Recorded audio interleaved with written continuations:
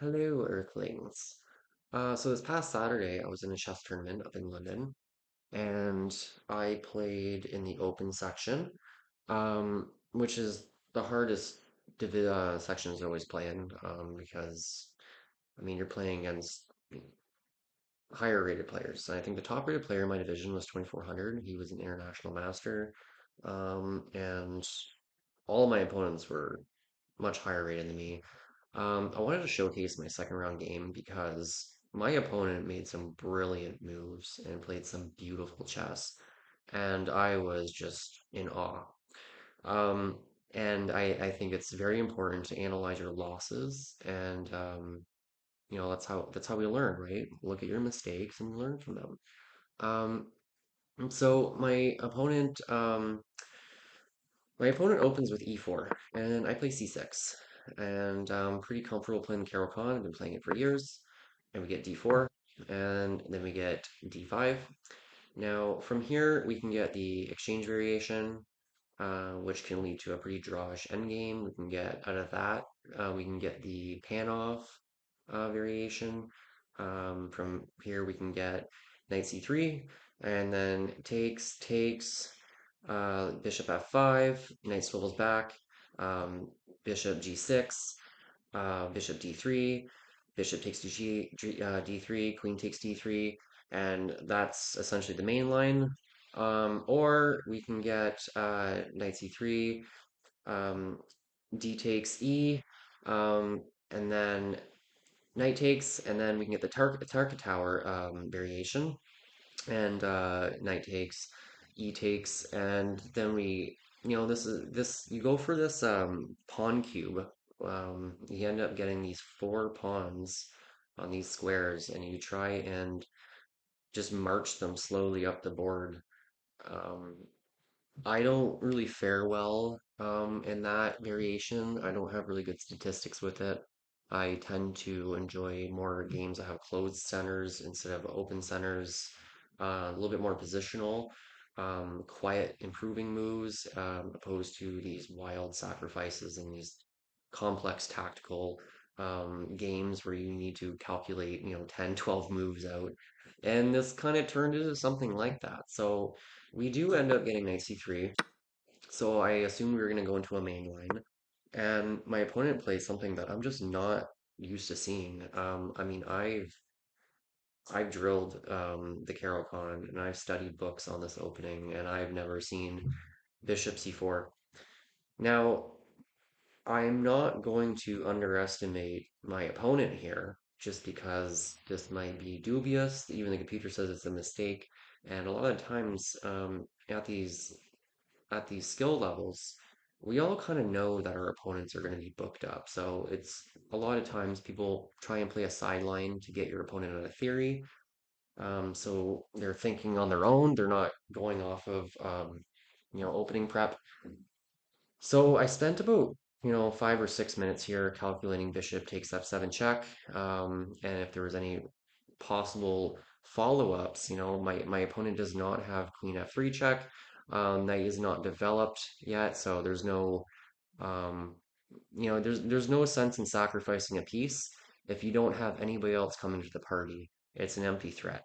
So ultimately, I decided it's an empty threat. I don't need to worry, and I'm going to continue developing my pieces naturally. Defend my pawn. Um, and my opponent plays this. Um, and in this position, um, I realize they're going for this gambit, and they want to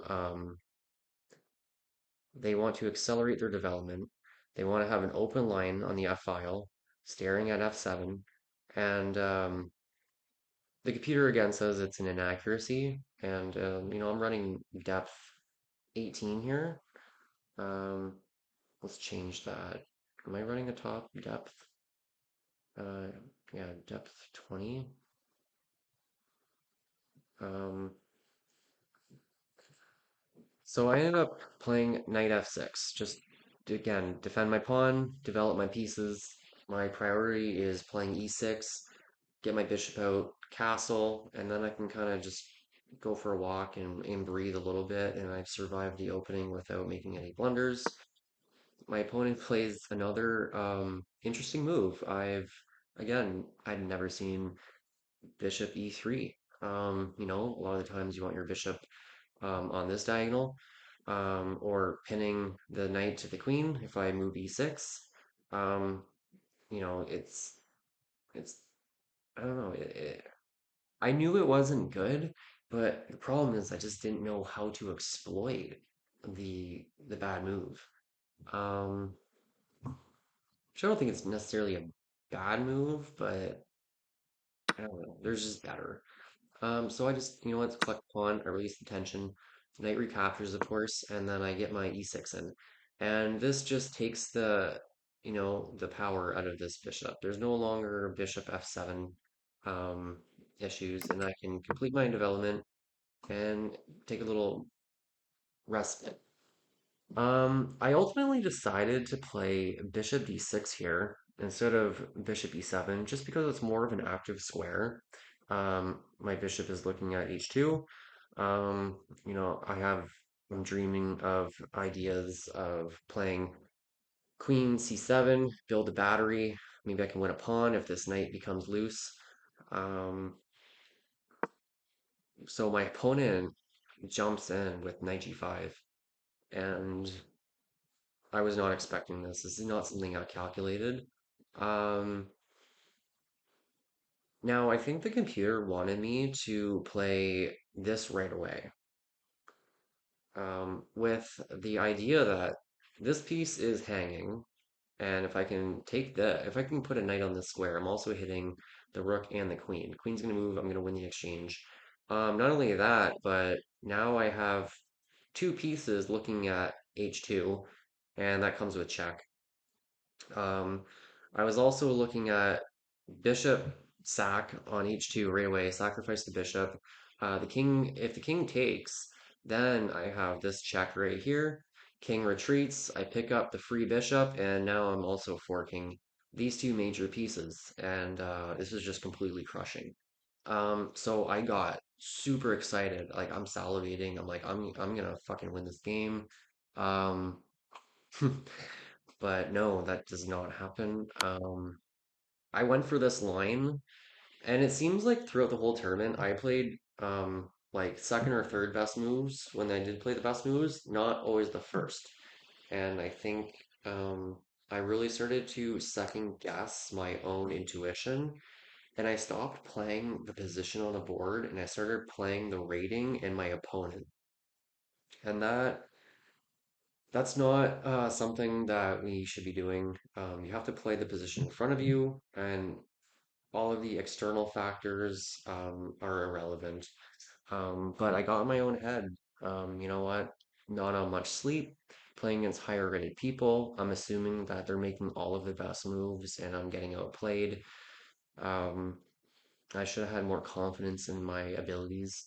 So the king does not take, of course. He sat here for about 7 minutes, and I went and got some water, came back to my seat. He played king h1. He calculated all this out. He realizes that his bishop is hanging, and then I castled, leaving my bishop hanging, importantly, because if you take, I still have this in the bag, and your queen cannot capture because my bishop's defending the square. So I was able to get my king safe and utilize the fact that I still have this tactic available. Um, so this is where it kind of went downhill for me. And at this point, like I am completely winning. The eval bar is at 2.34. That's essentially almost up a full piece. And again, I didn't want to allow bishop to take, ruining my pawn structure. I was also calculating rook sacrifice on f5, with the bishop coming in. And then again, looking at h7, the queen's going to come in if they can sack and take f6. Um, so I saw all of these tactical opportunities for my opponent after this move. And I started seeing what they're trying to do. And this piece here started becoming a liability for me. I felt like my position's going to start to collapse if I allow them to take me, so I needed to take them, and that was my rationale behind it. So I take on d3, queen takes d3. And, my bishop is still hanging here. And in hindsight, I don't know what like. This is a real threat now. So I don't have the option to jump my knight in anymore because this is going to be checkmate. So I thought bishop c7 was the best move, and this was just a catastrophic error. A very innocuous retreating move to save a piece that was undefended and able to be freely captured. Um, yeah, and it just opened up lines for my opponent. I gave them the initiative, and now they're the ones attacking me. Um, it says h6 was the best move. So if we go back,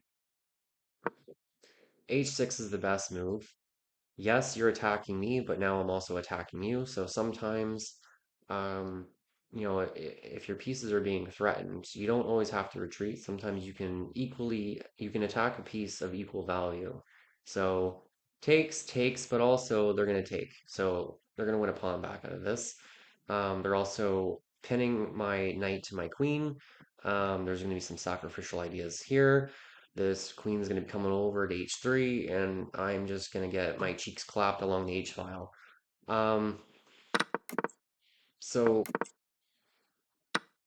I took, takes, retreat, and now the game is pretty much over. I could probably just resign at this point. The eval bar is at 5.4. Um, Rook sack, but it's not really a sacrifice because if I take in any direction, this is checkmate. My opponent removed the defender of h7. Now I don't have my knight on d7 anymore to reclaim the square. Um, and my opponent totally exploited my lack of development on my queen side here. And I had to push g6. I need to block this diagonal to avoid checkmate and continue the game. So again, I finally get my piece to develop, but it is just too late. They install a knight on e4, and they probably don't even need to worry about me collecting this rook because this is going to come in with check once this move gets played, and I see this coming already. So again, brilliant move by my opponent. Computer says it's brilliant, but it just looks pretty natural, double up on the F file, and I kind of have to take at this point. I felt like, of course, the knight is going to do exactly what I thought. Come in, check. Now, I got two knights looking at h7. It's not good. So I thought about sacrificing my queen, but who wants to play without your queen? So king g7 and knight rotates back to e4. I can't even sack my queen because the knight's just gonna replace it. Like I am just absolutely getting manhandled here. And it's not in a fun way. Um, Queen e7. I mean, I'm just trying to rearrange my pieces at this point to get try to evacuate this knight off the square. So I think my idea at this point was ideas of bishop back to d8, try and swing my queen over, and then I can kind of take here. But this is just not good for me. And this is absolutely disgusting. I had no idea what happened here. Like I didn't even calculate this. Um, I think I kind of just knew I was losing at this point. Like the brilliancy of this move. If we look at this, this is checkmate in eight. My opponent has mate in eight, and they calculated eight moves out for checkmate. And credit to their calculation skills. Um, I can't take because if I take this bishop, um, let's just play this out. It's gonna be mate in two, right? There's checkmate. So I can't take. It's also hitting my rook. So my only move in this position is h8 to try and starve off my opponent's attack as long as I possibly can. And then they didn't even take my rook. They played the best move, Queen h3. Um, they're getting ready to checkmate on h7. And I have to play g8. Um, because if I don't play g8 and I try to defend my rook, well, that wouldn't defend my rook, that hangs the rook too. But this is gonna happen. They're gonna sack their bishop again. I calculated this, and then there's this. And we got checkmate again. So I didn't really know what to do. Well, it's not really checkmate because I can go here, but it's coming. That's checkmate. Um, so go this way. I had to play rook g8, and then they played this, which is just another disgusting move. Like I feel like I'm just getting abused at this point. Um, they're hitting my queen. Um, it also doesn't even matter if I take because this is checkmate. And I can't take the knight because they're just gonna replace it with this knight, and then again, there's just checkmate. You can also just kill me slowly and play like this. Well, not really because my rook's here, but assuming you take here. Um, yeah, I after bishop f8 was played, I just looked up at my opponent, I smiled, and I said I resign. And we talked about the game a little bit after. Um, and he told me bishop c7 was the nail in the coffin for me. He saw right when I played this, I lost all of my advantage and all of my momentum of my attack on the king side. And I panicked, I retreated, and I totally gave my opponent the initiative. Um, but um, it was a my opponent played a beautiful game of chess, and I get to come home, put it on the computer, and quite literally see the brilliant moves. So if we look at the um, oops, the game review, um, review. That's not what happened. Hold on, where do we go again? Yeah, I resigned right here. So can I do a review in this position?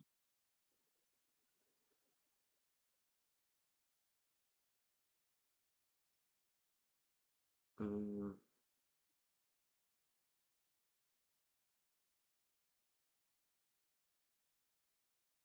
I want to do a game review. Um, okay, here we go. That's what I want to show. So my opponent played at a 2100 game rating according to chess.com. They didn't make any blunders, and they had three brilliant moves. Um, I had one blunder that was bishop c7, and they just slowly encroached in my position, um, and wore me down, and just outplayed me tactically. Um, So it was a good learning experience. I get to learn from my mistakes, and I know what to work on, and hopefully I can get some redemption if I see this player again one day. But I wanted to showcase just an absolutely beautiful game of chess by my opponent and share my experience. So thanks for watching.